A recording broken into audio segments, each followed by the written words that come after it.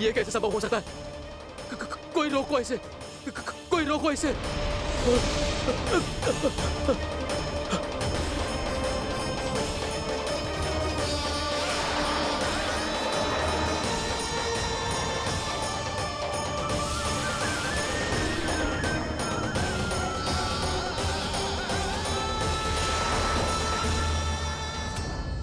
चक्र से अपने प्राण कैसे तैसे बचाते बचाते महर्षि दुर्वासा ब्रह्मलोक जा पहुंचे। ब्रह्मदेव, रक्षा कीजिए ब्रह्मदेव, सहायता कीजिए, मुझे बचाइए ब्रह्मदेव, रक्षा कीजिए। ये सुदर्शन चक्र मेरे प्राणों के पीछे पड़ गया है, मुझे बचाइए ब्रह्मदेव, मुझे बचाइए। महर्षि, मैं चाहकर भी आपकी सहायता नहीं कर सकता। ऐसी स्थिति में यदि कोई कुछ कर सकते हैं तो वो है सुदर्शन चक्र के स्वामी विष्णु, क्योंकि सृष्टि में केवल वही है जो इसे नियंत्रित कर सकते हैं। वो ही इसे वापस लौटने का आदेश देकर आपके प्राणों पर छाए हुए संकट को दूर कर सकते हैं। किंतु हां, मैं सुदर्शन चक्र से इतना अवश्य कहूंगा कि जब तक आप विष्णु लोक में पहुंच नहीं जाते, वो आपको किसी भी प्रकार की हानि ना पहुंचाए। आपका बहुत बहुत धन्यवाद, आपकी सदा ही जय हो।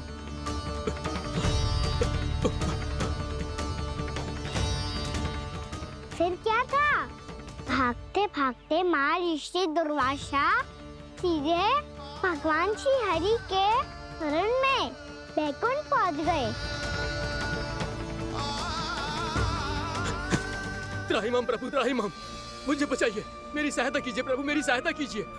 मैं आपके इस चक्र और ऊर्जा से नहीं भाग सकता प्रभु, कृपया करके अपने सुदर्शन को रोकिए, इसे वापस लीजिए प्रभु। यह असंभव है महर्षि। एक बार सुदर्शन चक्र मेरे हाथों से छूट जाए तो अपना उद्देश्य पूरा किए बिना, मेरे भक्तों की रक्षा किए बिना वापस नहीं लौटता। कोई तो उपाय होगा प्रभु, कृपया करके मेरे प्राण बचाइए प्रभु। मैं सुदर्शन की ऊर्जा से जलकर भस्म नहीं होना चाहता। भक्ति का कर्तव्य निभाने के लिए अपमानित और दंडित किया है महर्षि, पर भक्त की रक्षा करना भगवान का कर्तव्य है। इसलिए यदि आप भक्त राजा अम्बरीश के पास जाकर क्षमा याचना करें और यदि वो आपको क्षमा कर दे तो ही ये चक्र आपके प्राण लिए बिना लौट सकता है। अन्यथा आप तो जानते हैं महर्षि, मेरे भक्त का अपमान मेरा अपमान। भक्त का अपमान भगवान के अपमान से कम ना हो तो है। महर्षि दुर्वासा को भी ये बात समझ आई और फिर उन्होंने महाराज अम्बरीश से क्षमा याचना की। महाराज, महाराज, महाराज, महाराज, महाराज, मुझे क्षमा करें महाराज, मुझसे बहुत बड़ी भूल हो गई महाराज, मुझसे बहुत बड़ी भूल हो गई महाराज। महर्षि, आप हमारे चरण छुए ये उचित नहीं। महाराज, महाराज अम्बरीश, आप नारायण के सच्चे भक्त हैं। मैंने आपको अपमानित किया, दंडित करने का प्रयास किया महाराज। इस अपराध के लिए मुझे क्षमा कीजिए महाराज, और इस सुदर्शन चक्र से मेरे प्राण बचाइए महाराज।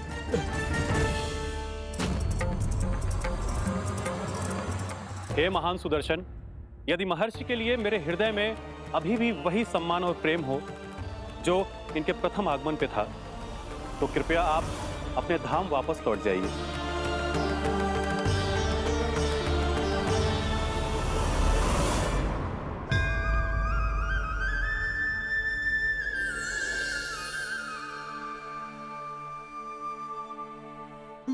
आपका बहुत बहुत धन्यवाद महाराज अम्बरीश। मैं आपको आशीर्वाद देता हूं कि आप देवराज इंद्र के समान शक्तिशाली हों। आपकी कीर्ति का पताका 10 दिशाओं में फहराए। मेरी बस एक ही इच्छा है महर्षि, कि मैं आपके साथ अपना उपवास तोड़ सकूं। अवश्य महाराज, हम सब भोजन आपके साथ करेंगे और अपने आप को नारायण की सेवा में अर्पित करके व्रत को पूरा करेंगे, क्योंकि आज जो यहाँ हुआ है उससे सिद्ध हो चुका है कि एकादशी व्रत का फल द्वादशी की सुबह भोजन करने से ही प्राप्त होता है। इस कथा से हमें पता चलता है कि सभी को द्वादशी के सुबह भर पेट भोजन करके एकादशी का व्रत पूरा करना चाहिए। और दूसरी बात, भगवान की सच्ची भक्ति अपमान कभी ना करना चाहिए। उनके साथ सदैव प्रेम से व्यवहार करना चाहिए। यही भगवान को सबसे अधिक प्रिय है।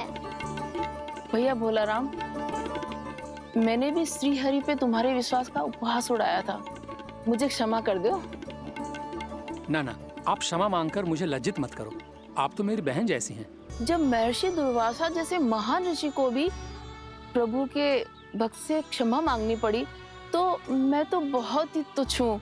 मुझे आपकी किसी भी बात का बुरा ना लगा। पर पता है प्रभु को कौन सी बात कब बुरा रखता है?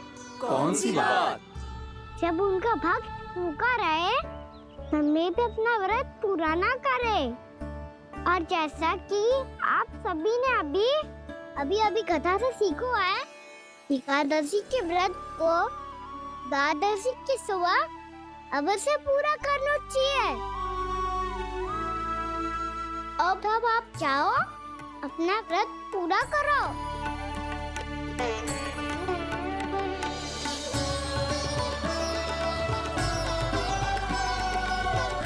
मैं आपके लिए जल लेके आती हूँ।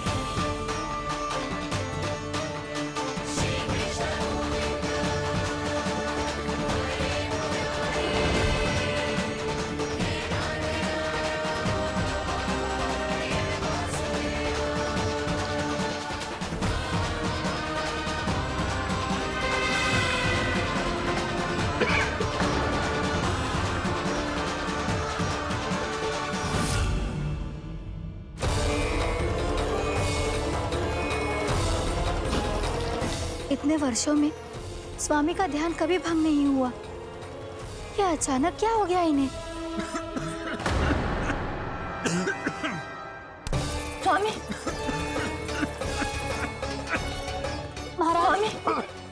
महाराज संभालिए अपने आप को।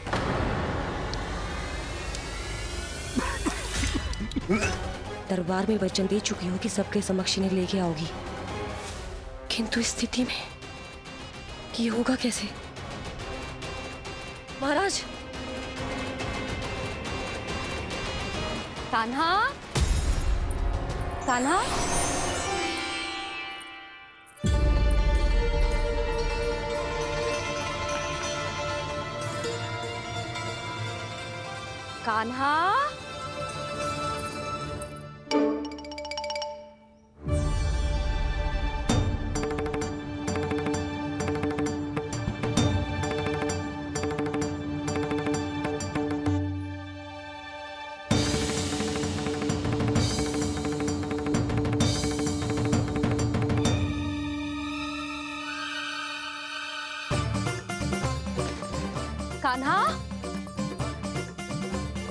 कान्हा, कान्हा, कान्हा, कान्हा, कान्हा,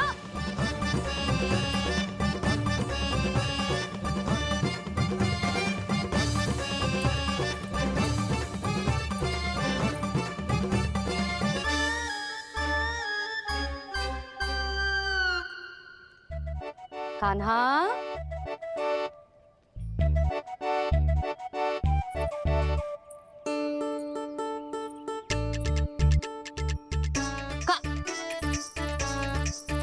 कान्हा रुक जा, रुक कहीं ना। बस बहुत हो गया भूल पे भूल, पर आज तो तूने सीमा ही पार कर दो। पहले मैया को फूल देके प्रसन्न कर तो है, और फिर ऐसी सतानी। आज तक तूने केवल मैया का प्रेम देखो है कान्हा, पर आज तू क्रोध देखेगा।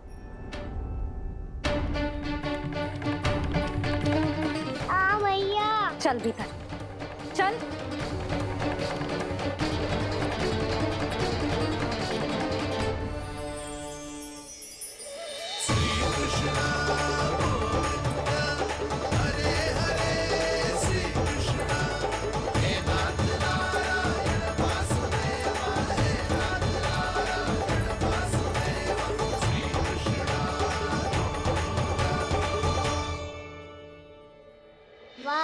क्या सखाए मेरे, मुझे अकेला छोड़ के चले गए सबके सब। कैसा ढीठ है रे तू, अभी भी दृष्टि बाहर की ओर है तेरी। धन्यवाद दाऊ, कम से कम आप तो हो मेरे साथ।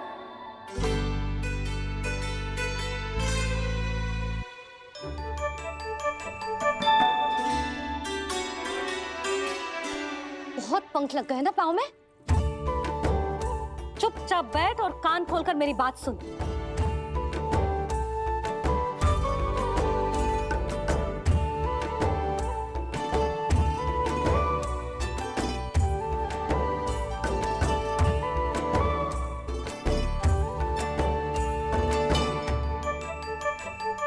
मैंने मना की थी ना बाहर जाने से। आज्ञा का पालन करना आता है कि ना? पर मैया, आज्ञा पालन क्या होता है? इतनी सी बात भी मैं समझाऊं तुझे? कान्हा, आज्ञा का अर्थ है जो बड़े कहे, और पालन यानी मानना। किंतु ये बात तो इसके समझ में आती ना है ना जिज्जी। इसका मन तो बस शैतानी में लगता है। पर मैया। चुप चुप लल्ला, कुछ मत बोलियो और चुपचाप यहाँ बैठा रहे। जी देख, दशा देख अपनी। ये हाथ में मिट्टी लगो, मिट्टी खा रहा था। क्या कहेंगे सब कि जसोदा अपने लल्ला को खाने को ना देती है।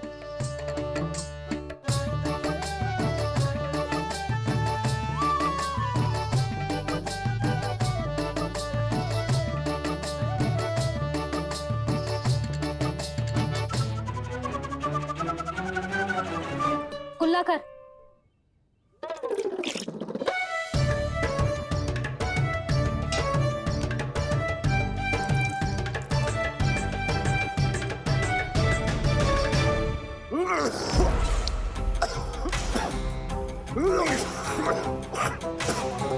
महाराज, महाराज ये क्या हो रहा है आपको? संभालिए।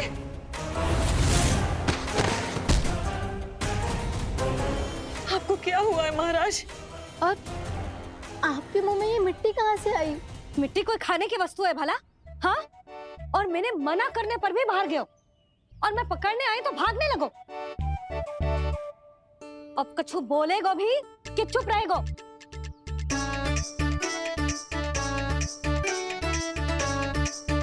आप भी कछु बोलोगे इसको कि केवल मैं ही बुरी बनूं?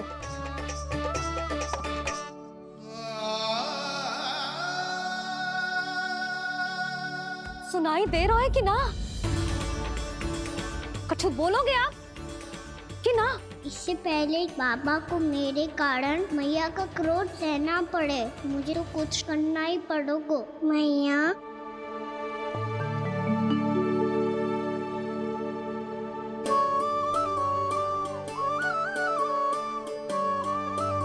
वैसे तो मुझे चुपचाप बैठ के आज्ञा पालन करना है, पर आप आज्ञा दे तो मैं आपसे क्षमा याचना कर लूं। वाह, पहले भूल पे भूल और फिर जे क्षमा याचना, इसकी कोई आवश्यकता ना है। खाना क्षमा मांगने के लिए केस नहीं, कान पकड़ते हैं, वो भी दाएं हाथ से बायां कान, बाएं हाथ से दायां कान।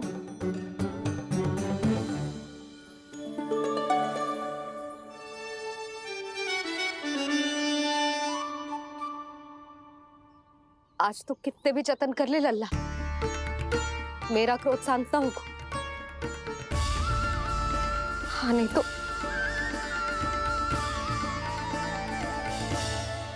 बड़ी माँ,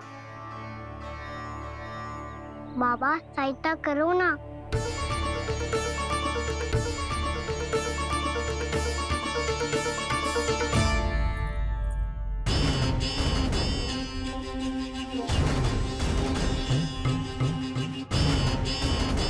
महाराज, दरबार में आप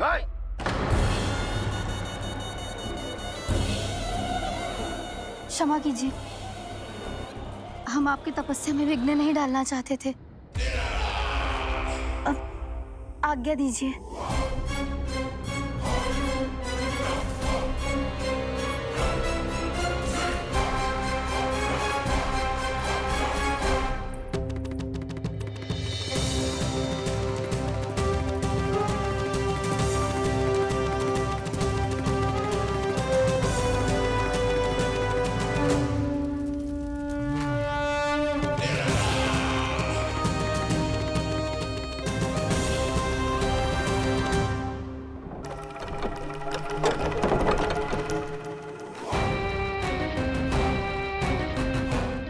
की स्थिति ऐसी नहीं है कि वो किसी से भेंट करे, और ना ही वे स्वयं किसी से भेंट करना चाहते हैं।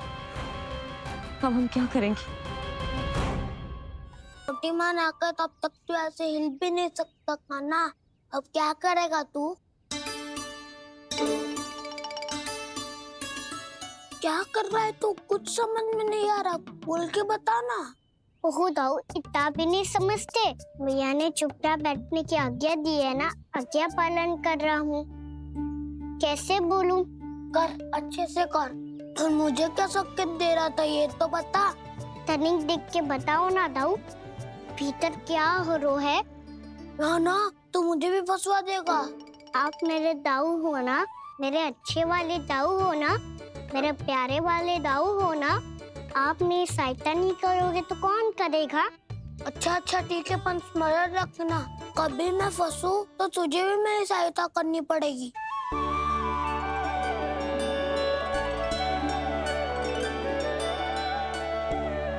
इतना क्रोध ठीक नहीं है यशोदा, अब शांत हो जाओ। बालक है वो, छोटी मोटी भूल तो करेगा ना। आप दोनों मुझे समझाने का प्रयास मत ही करो।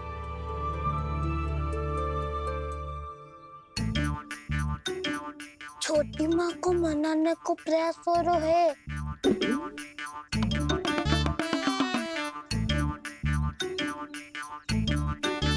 यशोदा, कितने वर्षों से लल्ला घर के बाहर ना गए। जब उसके सखा संसार के बारे में उसे भिन्न भिन्न बातें बताते होंगे, उसे नदी, पहाड़, पशु पक्षी, पेड़ पौधे, इन सब की कथाएं सुनाते होंगे, तो उसका भी तो कितना मन ललचाता होगा ना घर के बाहर जाने को। और जो बाहर जाके जो संकट में पड़ जाता है, उसका क्या? इतने वर्षों से गोकुल में कोई अनहोनी, कोई दुर्घटना ना घटी।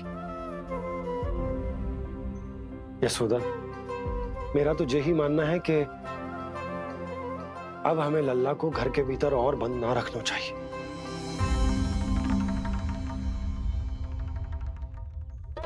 तुम्हें बाहर जाने देने की बात हो रही है। बाहर पांव धरते तो वो मिट्टी खाने लगो, और आप कह रहे हो बाहर जाने दो। यशोदा, कौतूहल के कारण खा ली होगी मिट्टी उसने। अरे जो बालक कभी बाहर ही ना गए हो, उसे क्या पता मिट्टी क्या होती है।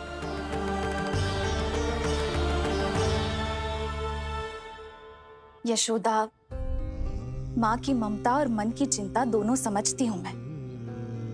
मैंने भी तो बलराम को कितने समय तक घर में ही बंद करके रखा था। तब तुम्ही ने समझाया था मुझे, बस अब वही बात तुम्हें समझनी है।